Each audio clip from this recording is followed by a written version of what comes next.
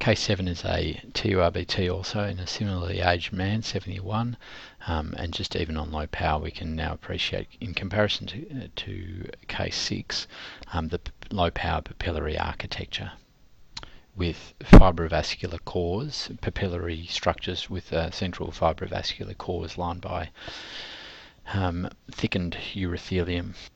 Although it would be nice to think that these papillae were all, beautiful frond-like. As the grade of the papillary lesion goes up, usually the complexity of the papillae also go up, and so you end up getting tangential cutting of things that are going all directions. So rarely do you see, unless you're talking about a low-grade papillary lesion or even a papilloma, rarely do you see really clean individual fronds. You should be familiar with the grading of papillary urothelial lesions, both the updated ISUP classification with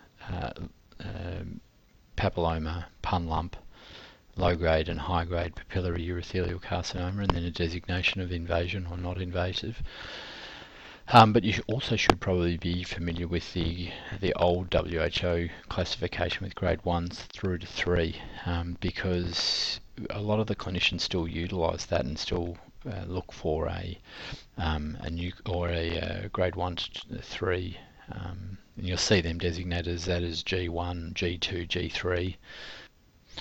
So in a case like this, most of this is it's a high grade lesion, but a lot of this is actually grade 2 based on the fact that the architecture of the mucosa is still retained. It's not grade 1 because there's suprabasal mitotic activity, and apoptotic activity as well, which is another feature that is kind of a surrogate for mitotic activity here, and I'll talk about that in a sec. So although parts of it are grade 2, a lot of it is grade 3 as well, in the sense that there's quite significant architectural disorder in areas. This is obviously thickened, it's got all the hallmarks, obviously thickened nuclear atypia and pleomorphism, an architectural disorder, a suprabasal mitotic activity and apoptotic activity. I mentioned before about apoptotic activity, and I just wanted to show you the reason. On low power, these are this is a suprabasal mitosis. These are really, really very hard, and often are in urothelium, hard to find, especially if you're not on high power. But what does stand out is the apoptotic debris.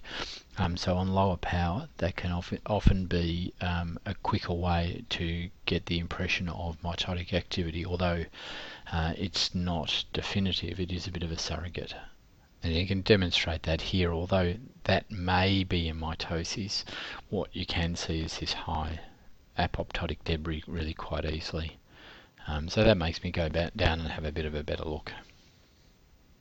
The other important thing when assessing a TURBT is assessment of the stromal or lamina propria interface, and this is all very defined around here. It can be hard to assess at times, especially if you've got tangential cutting, but so it's important when you're diagnosing these, you give it a grade of high grade or grade.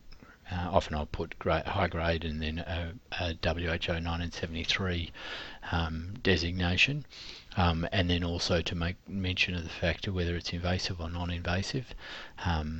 And the other thing that's important is whether detrusor muscle is present within the biopsies, just giving a bit of an impression of how deep their biopsies have got.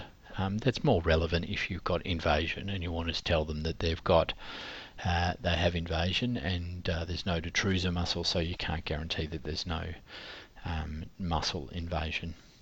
If you have got invasion, lymphovascular invasion, to mention that is also important, as well as any other special types or morphology such as small cell or micropapillary.